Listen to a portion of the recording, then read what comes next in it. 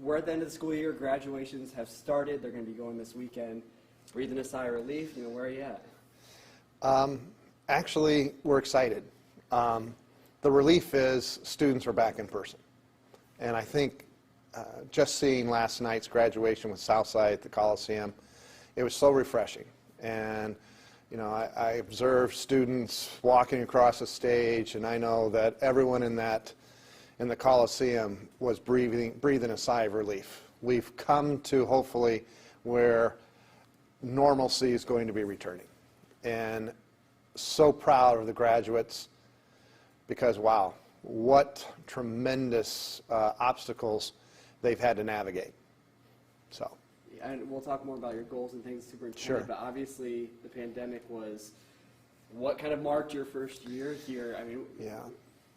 How can you compare this to what you expected or what you anticipated becoming superintendent? Well, to be honest, we did our best. I'm very much a collaborator, so what I did was bring our cabinet and our teacher leaders and let's sit down and let's figure out how we're going to move through this pandemic. And I think primarily what we learned was simply be flexible and adjust, because you never know where you're going to be heading. CDC guidelines were changing. We adapted. I think, as I look back on this whole phenomenon, I think we did it. If I graded us, I'd say we did a pretty good job. Overall, we had some of the lowest infection rates. We had healthy plans in place in regards to, sanitation, hand washing, trying to separate students, the hybrid schedule for the 6 through 12, having the option for parents in elementary, either completely at home, stay at home virtually, or come in person. But boy, we had to figure things out as we were actually teaching. And I've said this before, we were literally building the jet as we're flying the jet. And I say a jet because things were happening at high speed. And again, kudos to Fort Wayne Community Schools employees, staff, all employees and staff, our faculty, our administrators, our students who seem to truly say, we understand the seriousness of this, and we will do what we need to do. And then also our parents, because the parents were very supportive, and we made changes. And if I would have done that in a normal course of a year, we would have had 500 people at a school board meeting. But because of the complexity, because of the understanding that this is about giving grace to all, and we're all having a common goal, how can we maximize the educational experience of our kids? So again, the learning from this has been simply flexibility, working as a team, and I think we truly modeled that. That's going to be one question I asked you is, what have you learned that's going to help teach these students down the road that sticks beyond, this past year and this pandemic? Yeah, so I think persistence, it's one of the things we talk about in regards to our 6 C's, persistence, character, and so forth. These students have experienced things that I believe they can take into their next level. If I think about graduates, you got to adjust. Things aren't going to go as you planned. And how are you going to adapt? And how are you going to make it the best of that particular situation? It could go very differently. Could have gone south. Instead, we went due north. And I just really can't tell you how much I appreciate all of our stakeholders coming together. You mentioned the parents. What's some of the feedback you heard from parents, both positive and negative? Yeah, well, what we heard from our parents initially was this: communicate with us. Help us with communication. So, Krista Stockman came to me and said, hey, you might want to consider a Facebook Live phenomenon. And I thought, okay, well, let's figure this out, let's do this, and let's have that. And so we started doing that. And we met on a a regular basis. It might have been every couple months. But we were there listening to our parents, hearing what their, should we say, their challenges they were experiencing, and how are we going to assist our parents. And that listening then resulted in modifications, i.e., can we perhaps look at the scenario of in-person learning versus virtual learning and our teachers having to do it simultaneously? Could you look at that? Because we don't think that's working well. And our teachers said the same thing. So we made that adjustment. We said, whoa, stop. We have to have teachers dedicated to virtual school, i.e. parent or students that are at home 100% of the time. We have to have dedicated staff to do that. And we have to ramp that up. We have to improve our virtual learning process. That's just an example. But we did not do that well initially. It was a brand new experience for us. Some of us had never used Zoom. And Zoom was the primary, that's what we're using to have the virtual modality exist. So total learning curve was just almost 90 degrees. So once we started to grasp that and teachers started to say, hey, I can do this and I can do this well, can you as administration, and parents were saying, can you as administration, can you make some adjustments? So we did. But I've never had to ask principals in the middle of a semester, can you change your schedule? Can you modify your schedule? That's that's asking rather a high level of commitment by your principals, extra time and so forth. So, but never heard a complaint. It was one of those things where they said, all right, let's do it. And I will say too, lesson learned is listen. Listen to your parents, listen to your teachers, listen to your administrators, gather their input, and I call it, if we really want to create a culture that I think is very positive, you create a culture by collaborating, empowering, that builds trust. And I think we made great strides in that area. So again, a very negative thing, a lot of fear, a lot of anxiety, so forth, and so on. But how do you adjust? I'll give another example. Parents are very fearful, especially at the very beginning. I mean, we had over 50% of our students virtual at one time. Think about that. Of 30,000 students, 15,000 are staying home. Wow. We know that in-person learning far exceeds, on the whole, by having students stay virtual. Now, some students do well virtually, but that's a few. That's not most. And so with that said, again, a lesson learned. Parents, we have to overcome your fear. How are we going to do this? We have nurses in every building. We didn't have that. So we had to adjust, make sure we have nurses in every building. That starts to build some trust. When we do have contact tracing, our nurses were following through on the contact tracing.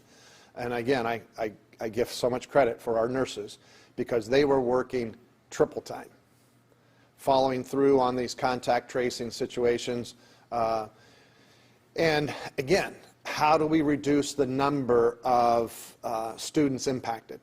Because there are times when a whole class could go down.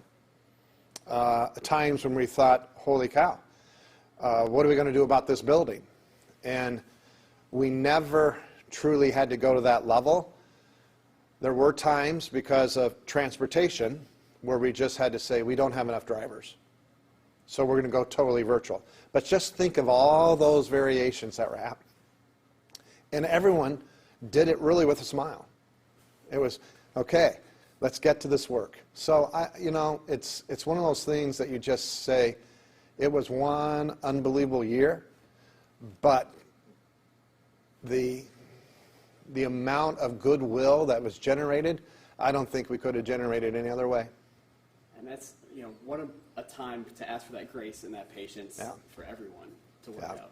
Yeah. Something I'm always curious about is, especially superintendents, but people that help run school districts, how often are you in contact with other people in other districts of how they're handling the situation? Well, that was another very positive thing. I mean, my first couple of weeks on the job, the Mayor Henry said, hey, can we have the district leaders, so superintendents of all the Allen County districts, as well as university presidents, could we meet? And again, I appreciate his leadership bringing us together, and the purpose of that meeting was, how are you doing? What are you all doing? And how can we assist you? So that sort of brought us together initially, and that continued throughout the rest of the year. So again, as we were meeting with our health department officials, Dr. Sutter, we were right on. We were trying to stay as close together as possible, knowing that variations are going to happen, and they did, but we all were supporting each other. So on a monthly basis, we were Zooming, but on a monthly basis, we were together having these discussions. Hey, what do you think about this? What are you going to do about that? Where are you in your absentee? All these questions that were flowing that we could bounce off each other, and I could take it back to my experts, my cabinet level, and say, hey, what do you think? What's going to happen? How can we? And again, that camaraderie brought us, that was also very, very important. Great question. Yeah. Looking ahead to now Fort Wayne in the year to come, or especially the summer, what's being done to help get students back on track, to get us back to normal? Yeah, so we actually begin summer school June 7th, so this coming Monday. And we have about 1,200 students that we have specifically said we would like to have you continue 3 weeks first session, three weeks another session, K through 8. We haven't done that, or it's been some time since we've done that. We have Jump Start program that's running as well, but this is above and beyond that. Again, we couldn't have done it without the ESSER dollars, so again, I appreciate that from the federal level and how the state quickly has moved that to us at the local level. But I think it's also important to say this. We also realize that these gaps that existed prior, and I'm talking gaps of learning. So if I look at math and our ELA, we know we have gaps with certain groups of students. This has really caused us to focus deeply and purposefully. What are we going to do to assist these students and these families? So with that, i.e. mentoring program. So I threw that out sort of last minute and said, hey, we're going to have a summer school program. We have these funds, principals. What do you think? Well, traditionally our summer school program, we have, I'll just use an example, 10 students start and 2 students finish. Again, 10 start, 2 finish. And I'm thinking, well, what are we going to do differently? And, I had every month what I'd call bring your own coffee with my secondary principals, and then bring your own coffee with my elementary principals. So that was one of those sessions, and I'm listening to the secondary people, i.e. middle school, and they're like, I said, what about mentoring? What if we take the model like Big Brothers, Big Sisters, and we utilize that model? So on June 7th, I'm going to be a big brother, if you will. Many of us are going to be, because I think mentoring is also another piece that we need to bring to this equation to have a result where students are starting to shrink the gap. So, I don't think you can take summer off. And I don't think we're going to take summer off for the next 3 years at least. And that's what we're planning to do with those ESSER dollars. Matter of fact, we'd like to see probably expansion of. But we have to start somewhere, and we'll critique it, analyze it, see what we need to adjust or add. But this mentoring thing, and I think great school districts do that, by the way. And I think great classrooms already do that, by the way. So how do we continue this process into the regular school year? And how do we have high school kids mentoring our middle school kids, mentoring our elementary school kids? So we're having that conversation, but on a much larger scale than we've ever had in the past. Again, it's part of being a citizen, which is one of our 6 C's. It's about community. It's about helping others. And I think that's a huge lesson that we'll carry forward from this experience, of which I think is,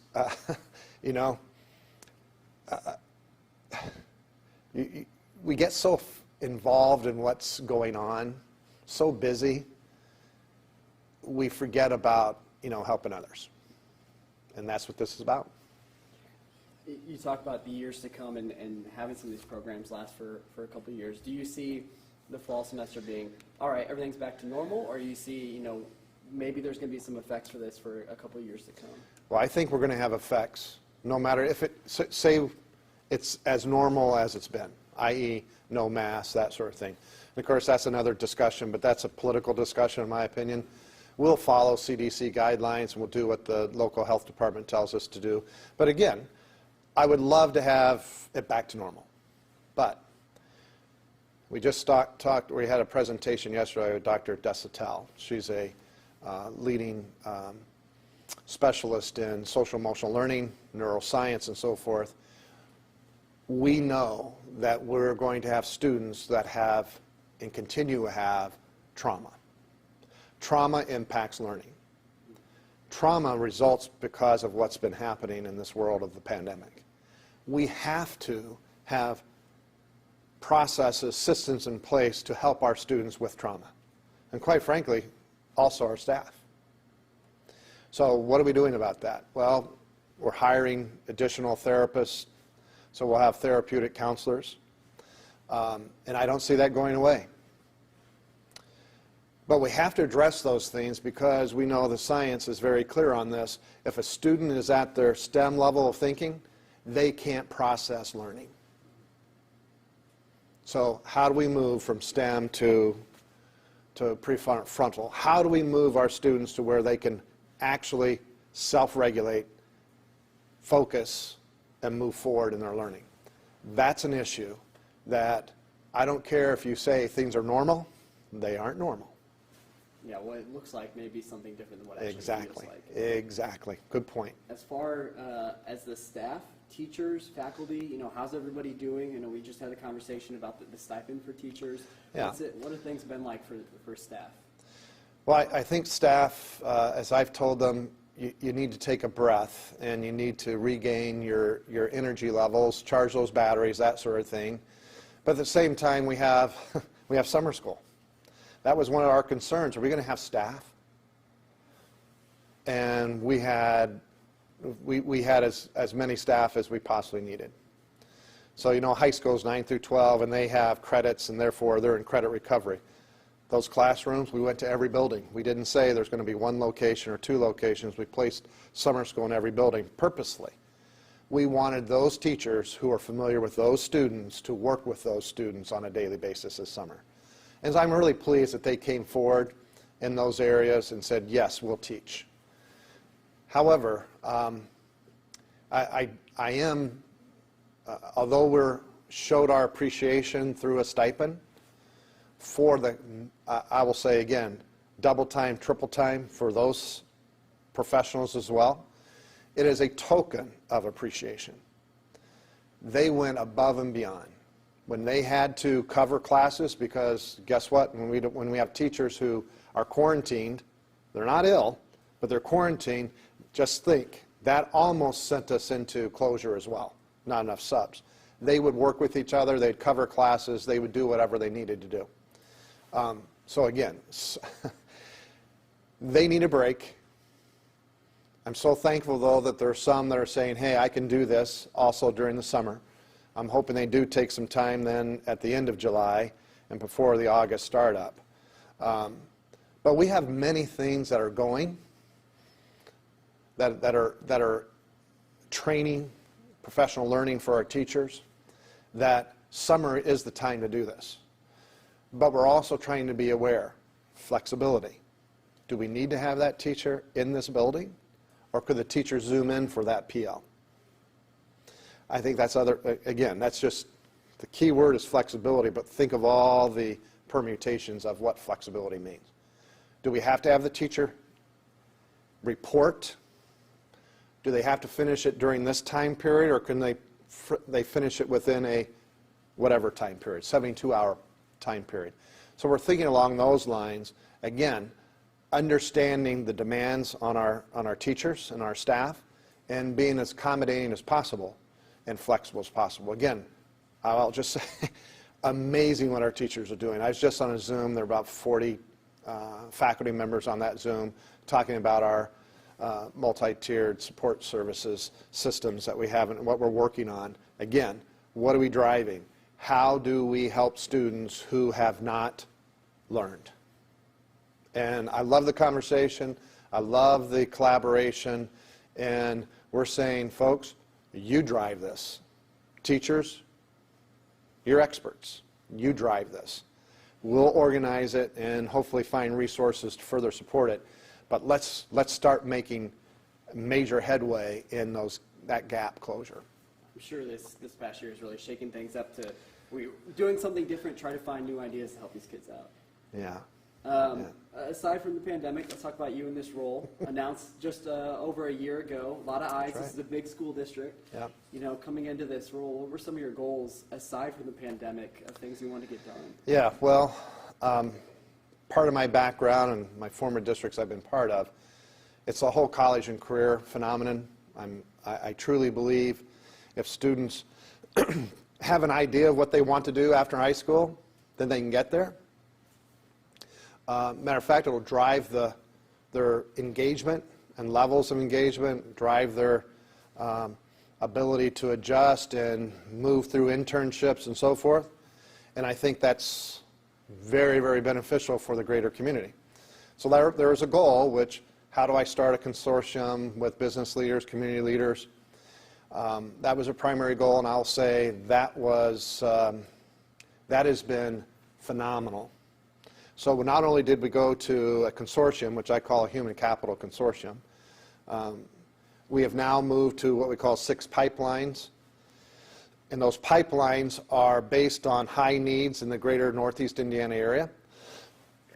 And as an example, advanced manufacturing, e-commerce, health-related services, trades, teaching, and IT and data analysis. Well, each of those pipelines have created their own group, their own committee, and we're working on how are we going to better meet the needs of those industries via curriculum, via opportunities for students, experiential learning, I'll say hands-on, project, real world. I coined the phrase, we got to bring the curriculum to life. So we are moving down that path, actually ahead of schedule than what I anticipated. But again, it speaks to Fort Wayne. Fort Wayne is a very, how can we help you community, and people being involved. But I think we're going to be the next 3 to 5 years, I think we're going to shake some trees that people are just going to say, holy cow, Fort Wayne Community Schools, that's where I want to be. And